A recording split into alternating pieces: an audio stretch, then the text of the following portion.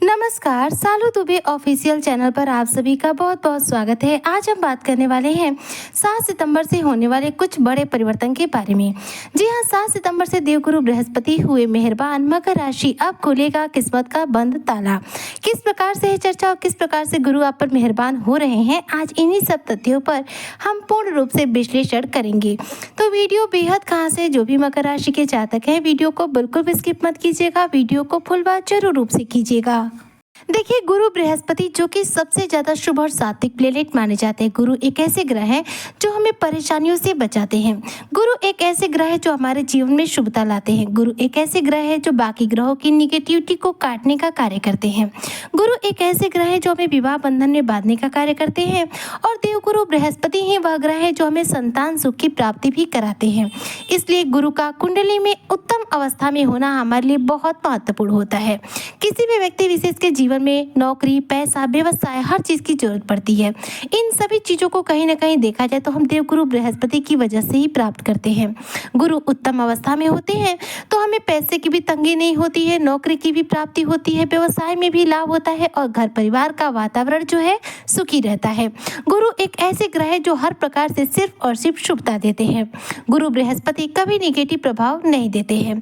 पति पत्नी के बीच में चल रहे कलेश को भी देवगुरु बृहस्पति ही दूर करते हैं। अगर किसी की शादी हो गई है, उसे संतान सुख की प्राप्ति नहीं हो पा रही, उसे पुत्र रत्न की प्राप्ति नहीं हो पा रही, तो वह यदि अपनी कुंडली में गुरु ग्रह का बलवान कर ले तो निश्चित तौर पर उसे पुत्र की प्राप्ति होगी, उसे संतान की प्राप्ति होगी। गुरु हमारे जीवन की सभी कमियों को दूर करते हैं, इसलिए इन्हें सर्वश्रेष्ठ माना जाता है।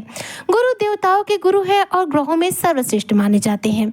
गुरु बृहस्पति हमारे भाग्य के कारक होते हैं। गुरु बलवान होना यानी कि हमारी कुंडली में भाग्य का बलवान होना। जिन लोगों की कुंडली में गुरु उत्तम अवस्था में होते हैं या फिर जो लोग अपने जीवन काल में रोजाना गुरु से रिलेटेड कुछ उपाय करते हैं, उनको देखा जाए तो अपने जीवन में हर चीज एक न एक दिन प्राप्त जरूर रूप से होती है। इसका कारण ये होता है कि जब आप गुरु से जुड़े उपाय करते हैं तो गुरु कुंडली में बलवान होते हैं और गुरु बलवान होते हैं तो हमारा भाग्योदय होता है, क्योंकि गुरु का सीधा संबंध हमारे भाग्य से होता है। देवगुरु बृहस्पति इस समय देखा जाए तो मकर राशि के छठे भाव में विराजमान है, यानी कि मिथुन राशि में विराजमान है, जो कि देखी जाए तो बुध देव की राशि है।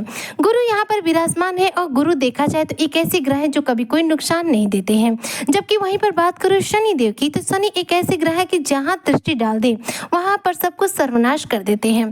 गुरु की जो दृष्टि है शुभ और अमृतमयी मानी जाती है, जबकि देखी जाए तो शनि की दृष्टियां अशुभ मानी जाती हैं। इस समय गुरु देखा जाए तो अतिचारी अवस्था में चल रहे हैं और पुनर्वसु नक्षत्र में गोचर कर रहे हैं, जो कि देखा जाए तो अब आ गए हैं आपके पुनर्वसु नक्षत्र के दूसरे चरण में। जी हाँ, देखा जाए तो 9 अगस्त के दिन ही जो पुनर्वसु नक्षत्र के दूसरे चरण में गुरु बृहस्पति का गोचर जो है हो चुका है, जिसकी वजह से गुरु की अब प्रभाव पुनर्वसु नक्षत्र के हिसाब से और ज्यादा सर्वोत्तम मिलेंगे, क्योंकि पुनर्वसु नक्षत्र के स्वामी बनते हैं खुद देवगुरु बृहस्पति।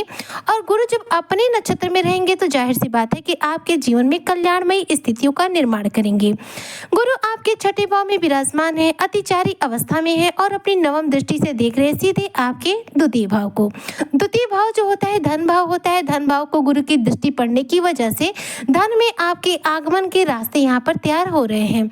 जबकि गुरु सप्तम दृष्टि से आपके द्वादश भाव को देख रहे हैं और अपनी पंचम दृष्टि से आपके दशम भाव को देख रहे हैं। अब गुरु की दृष्टि चूंकि द्वितीय भाव पर है, इसलिए धन में वृद्धि करने का कार्य करेंगे। और द्वितीय भाव में ही देखा जाए तो राहु देव विराजमान है, जिसकी वजह से राहु यहाँ पर एक्टिवेट रहेंगे और आपके जीवन में इनकम के नए नए सोर्स जनरेट करते रहेंगे। आपका धन संचयन करने का सपना साकार करेंगे। कम मेहनत में आपको ज्यादा मुनाफा प्राप्त कराएंगे।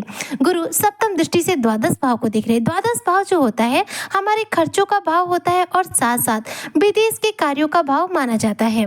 गुरु की दृष्टि पड़ने की वजह से यहाँ पर कुछ तो खर्चे आपके बढ़ेंगे, लेकिन साथ ही साथ विदेश से जुड़े हुए जो कार्य हैं उनमें आपको सफलता मिलेगी। जैसे विदेश में जाकर कोई भी आपको जॉब करना हो, घर बसाना हो या फिर आपका कोई बिजनेस शुरू करना हो, उस कार्य में आपको सफलता मिलेगी। विदेश जाना चाह रहे हैं, वीजा अप्लाई कर रहे हैं, लेकिन सफलता नहीं मिल पा रही है, तो यह कार्य आपका पूरा हो सकता है। आप इंडिया में बैठे बैठे किसी विदेशी कंपनी में जॉब करते हैं तो इसमें आपको अच्छी सक्सेस मिलेगी। हो सकता है आपका प्रमोशन हो जाए या फिर आप आयात निर्यात के बिजनेस से जुड़े जुड़े हुए हैं तो यह भी बिजनेस जो है आपके द्वादश भाव के अंतर्गत आता है। तो ऐसे में गुरु की दृष्टि चूंकि द्वादश भाव में है तो इन आयात निर्यात के बिजनेस में जो भी मकर राशि के जातक है इन्हें बड़ा धन लाभ प्राप्त होगा। इसके साथ ही गुरु की जो पंचम दृष्टि है वह जा रही है आपके दशम भाव को। ध्यान दीजिएगा, दशम भाव जो होता है वह होता है करियर का भाव। ऐसे में जब गुरु की शुभ दृष्टि, गुरु की अमृतमय दृष्टि आपके दसम भाव पर जाएगी, आपके करियर के भाव में जाएगी, तो ऐसे में मकर राशि के जो जातक है इनके करियर के क्षेत्र में इन्हें बड़ी सफलता मिलेगी, करियर के क्षेत्र में बड़ी कामयाबी मिलेगी, करियर के क्षेत्र में इन्हें लंबी छलांग की प्राप्ति होगी, परिवार में आपका मान सम्मान बढ़ेगा। इस दौरान नौकरी के मामले में कोई बड़ी खुशखबरी आपको प्राप्त हो सकती है। गुरु का पुनर्वसु नक्षत्र के दूसरे चरण में आना कहीं न कहीं मकर राशि के जो जातक है इनके कार्य क्षेत्र में इनके नौकरी में प्रमोशन के योग बना रहा है और साथ ही साथ इनके करियर क्षेत्र में इनको लंबी छलांग दिलाने का कार्य कर रहा है। गुरु अब पुनर्वसु नक्षत्र के दूसरे चरण में आ गए हैं, जिसकी वजह से जो भी मकर राशि के जातक हैं देखा जाए तो इनके जीवन में धन के आगमन के स्रोत जो है तैयार होंगे। ये धन के आगमन के स्रोत आपके नए कार्यों की वजह से हो सकते हैं, इसलिए आप यदि कोई नया कार्य शुरू करना चाहते हैं तो जरूर रूप से कीजिएगा। उस नए कार्य में आपको 110% सफलता मिलेगी और आप उसमें अच्छा खासा धन अर्जित कर पाएंगे। साथ ही साथ देखा जाए तो इस दौरान गुरु के इस पुनर्वसु नक्षत्र के दूसरे चरण में आने की वजह से मकर राशि के जो जातक है इनकी आर्थिक स्थिति में सुधार होगा, आर्थिक स्थिति आपकी उत्तम बनेगी और साथ साथ लोगों के साथ संबंध भी उत्तम बनेंगे। गुरु बृहस्पति हमें धर्म के मार्ग पर ले जाने का कार्य करते हैं। ऐसे में गुरु का देखा जाए तो आपके लिए पुनर्वसु नक्षत्र के दूसरे चरण में आने की वजह से मकर राशि के जो जातक है इनके धार्मिक कार्यों में रुचि बढ़ेगी। गुरु अब यहाँ पर पुनर्वसु नक्षत्र के दूसरे चरण में आ गए हैं, इसलिए इस दौरान मकर राशि के जो जातक है इनके द्वारा किसी धार्मिक कार्यक्रम का आयोजन हो सकता है या फिर आप किसी धार्मिक कार्यक्रम के आयोजन में हिस्सा बन सकते हैं। यदि आप नौकरी को लेकर बहुत परेशान है तो नौकरी में इस दौरान आप मेहनत जरूर रूप से कीजिएगा, निश्चित तौर पर कोई ना कोई नौकरी आपको मिल जाएगी। गुरु आपके भाग्येश है और गुरु यहाँ पर आपका भाग्य बदलने वाले हैं, इसलिए नौकरी के लिए देखा जाए तो समय काफी अनुकूल चल रहा है। और यदि आप पहले से नौकरी कर रहे हैं तो ऐसे में नौकरी में आपके ट्रांसफर होने के प्रबल योग भी बन रहे हैं। गुरु के दसम भाव पर दृष्टि होने की वजह से करियर क्षेत्र को लेकर कोई बड़ी खुशखबरी आपको प्राप्त होगी, जिसकी वजह से घर परिवार में खुशियों का वातावरण रहेगा। इस दौरान आपको कोई ना कोई नया रोजगार का मौका मिल सकता है, नए कारोबार का मौका मिल सकता है, नई नौकरी का भी मौका प्राप्त हो सकता है। ऐसे में ये कह सकते हैं कि गुरु का पुनर्वसु नक्षत्र के दूसरे चरण में आना मकर राशि के जो जातक है इनकी किस्मत के बंद ताले को खोलने का कार्य करेगा, क्योंकि किस्मत का कारक ही बनते हैं देवगुरु बृहस्पति। तो 7 सितंबर से गुरु क्या है मेहरबान हो रहे हैं। ऐसे में मकर राशि के जो भी जातक हैं अपने करियर के क्षेत्र में अच्छी सफलता अर्जित करने के लिए गुरु से जुड़े उपाय जरूर करें। गुरु को कुंडली में बलवान करने के लिए रोजाना मस्तक पर हल्दी या केसर का तिलक लगाइए और रोजाना गुरु के बीज मंत्र ओम ब्रीम बृहस्पति नमः का एक माला जप कीजिए।